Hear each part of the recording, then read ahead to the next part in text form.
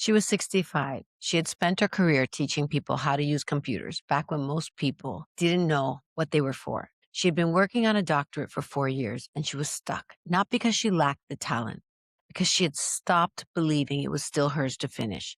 And then in the middle of a life transition she chose for herself, she discovered something she had never considered, that everything she knew was exactly what she needed to build something entirely her own. Welcome to The Joy Shift. I'm Kylie Suarez. If this is your first time here, I'm so glad you found this episode. And I have a quick ask before we get started. If you listen to this show but haven't hit follow yet, take a second and do it now. Here's why it matters. When you follow a show, the algorithm delivers the best episodes to you first, the ones people are sharing, the ones that are landing the most. And I want you to get those. So hit follow and let's get into it. She came to me with a list, not a list of what she wanted, a list of reasons why none of it was possible anymore. Her name is Valentina, but that's not her real name. I've changed it to protect her privacy. But she is a real client I worked with, and I want to share her story today because it is one of the clearest examples I've ever seen of what happens when a woman finally stops apologizing for wanting things. But I'm getting ahead of myself. Let me start at the beginning. Valentina was 65 years old when she came to me. She had spent her career in education and technology, teaching people how to use computers back when most people did not know what they were for. She was ahead of her time. She had built a reputation on being the person who could take something complex and make it accessible, who could see where technology was headed before everyone else caught up. And at 65, she had decided to pursue her doctorate. Her research was focused on AI and education, how technology could be used to support teachers, how the tools that were changing everything could actually serve the people in the classroom. It was ambitious work, important work. And when she came to me, she'd been 4 years into it and she was stuck. That was the goal she brought to our work together. Finish the dissertation, get it accepted, complete the thing she had started 4 years ago. But there was something else happening at the same time in her life.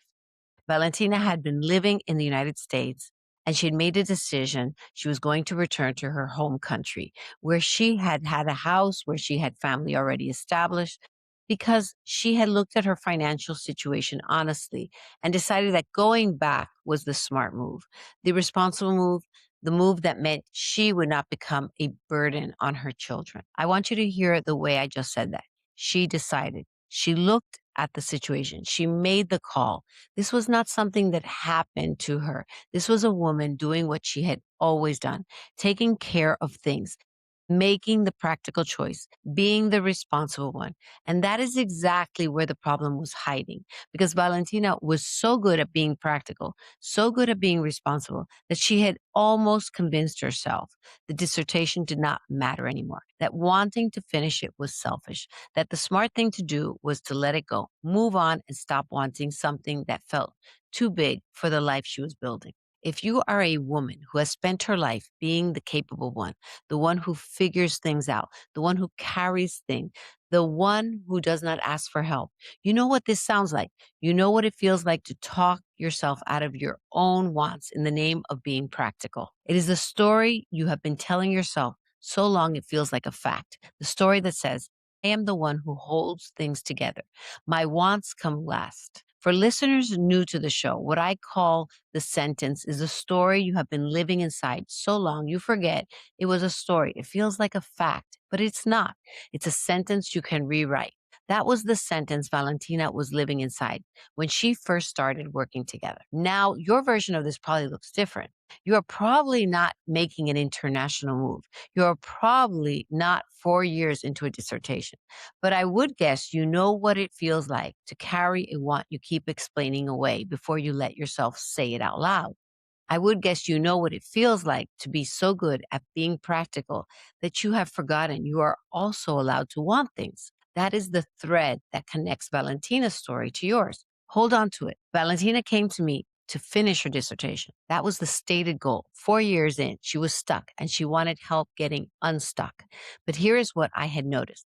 Valentina kept referring to the dissertation as something she needed to finish before she could move forward, like it was a box to check, an obligation, the thing standing between her and permission to think about what came next. And I asked her, One question. What would it mean to you to finish it? Not what would it do for your career? Not what would it prove? What would it mean to you in your body, in the part of you that started it in the first place? She was quiet for a long time. And then she said something I have never forgotten. She said, it would mean I didn't give up on myself, even when everything else fell apart. That was the shift, not the finishing of the dissertation. That came later. The shift was the moment she named what it would actually mean to her. Because once she named it, the dissertation stopped being an obstacle and became what it always was, evidence that she was still fighting for herself. We worked on the presentation. We worked on how she told her story, not just the research, but the arc of it, the years of it, the weight of it. And she presented her dissertation again, and it was accepted. But here is the part of the story I want you to hear, because the dissertation being accepted, that was not the joy shift. A few weeks after the dissertation was accepted, Valentina was still preparing for her move. She had made the decision to return to her home country. The practical pieces were still in motion. The question of what her life would look like on the other side was still open. And she called me and she said something that stopped me completely. She said, I've been thinking about my skill set, and I think I've been looking at this wrong. She had spent months framing her return as a step back, as the responsible thing, as the thing she was doing because it was practical. And somewhere between finishing the dissertation and that phone call, she had turned it around. Without announcement, without fanfare, she just did it. She started talking about what she actually knew, technology and education, not as abstract credentials on a resume, as a specific, practical, in demand combination of skills that she spent decades developing. She started talking about the work she could do, the training, the consulting, the bridge she could build between teachers and the tools they needed, the income she could generate that would be hers, not borrowed from her children, not contingent on a single employer, not dependent on a geography. She was not asking me for permission. She was not apologizing for the size of the idea. She was just thinking out loud, planning like a woman who had decided she was allowed to. That was the moment I knew. Not when she finished the dissertation, not when it was accepted. The moment I knew was when she stopped seeing her move as just the practical choice and started building her future like something she was designing. She had stopped apologizing for wanting things. I have worked with a lot of women, and over time, I have noticed that the shift, the real shift, the one that sticks, always shows up in three specific observable ways, not in what a woman says, in what she does. I call them the three markers of the joy shift. Marker one, she stops explaining her wants before she allows herself to have them. This is the first one to appear, and it is the subtlest. It does not look dramatic. It looks like a woman who says, I want to do this without following it with, but I know it's a lot, or I don't want to be selfish, or once everything else is settled. Valentina did this on that phone call. She did not preface her ideas with apologies. She just said them. If you have been doing the work we talk about on the show, naming the sentence, you have been living inside, tracing it back, asking whether it is a fact or a story. You may have already noticed this is one starting to shift. The explanations got shorter, the apologies got quieter. You catch yourself mid sentence and realize you are about to explain yourself to no one. Marker two, she starts making decisions from desire instead of from fear. This one is harder to see in the moment. It usually only becomes visible in retrospect. You look back at a decision you made 3 months ago and realize it was the first one in years that came from what you actually wanted, not from what you were afraid would happen if you didn't. For Valentina, this showed up in the decision to stop seeing her move as the practical thing and start seeing it as an opportunity. That was a desire based decision. She wanted to build something. She wanted to be independent. She wanted to use what she knew. Fear would have had her waiting for someone to tell her it was okay. Desire had her planning before anyone gave her permission. And marker three, she notices when she's disappearing and she comes back faster. This is the one that takes the longest to develop. And it is the one that matters most for the long term. Because the shift does not mean the old sentence disappears. It means you get faster at catching it.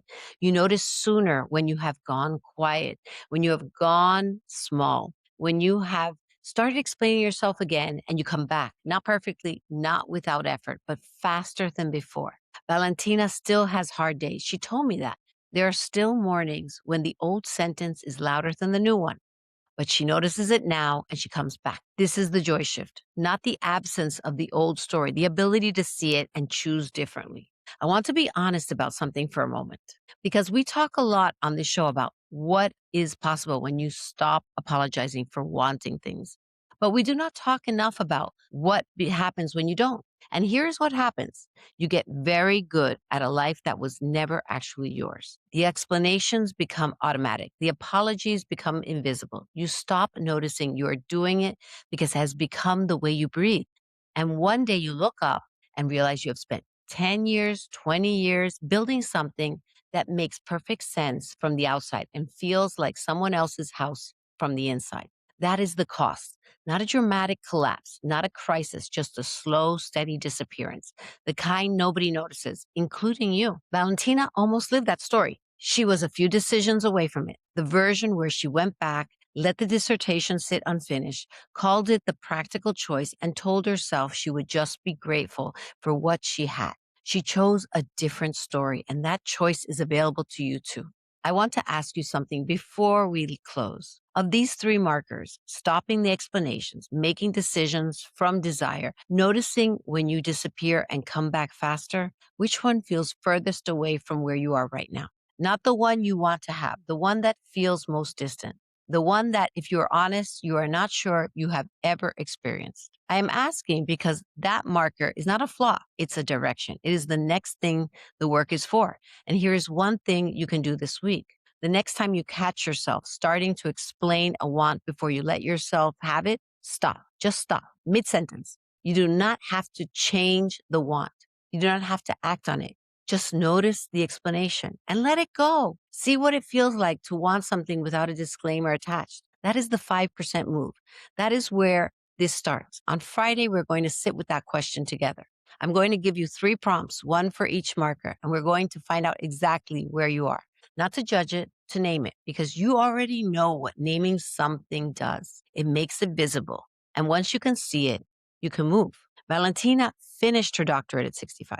She is using the expertise she spent decades developing on her own terms, in her own time. She has started writing books for nonfiction, using her knowledge as a teacher and a computer expert to teach those that are not as skilled but want to learn. She did not wait for the circumstances to be perfect. She did not wait until she felt ready. She decided in the middle of uncertainty, in the middle of a transition, she was managing on her own terms, that she was allowed to want what she wanted. This is what is possible for you. Knowing changes nothing. Choosing changes everything. That is the joy shift. If something in today's episode made you want to have the conversation where your own markers become visible, that is exactly what a clarity call is for. It is one conversation, the right questions, no pressure, no pitch, just 2 women taking what is actually going on and what your most aligned next step looks like. The link is in the show notes. And if you're not already following the show, hit follow right now. We are here every Tuesday and Friday, and I do not want you to miss what's coming. I will see you Friday. This is The Joy Shift with Kylie Suarez.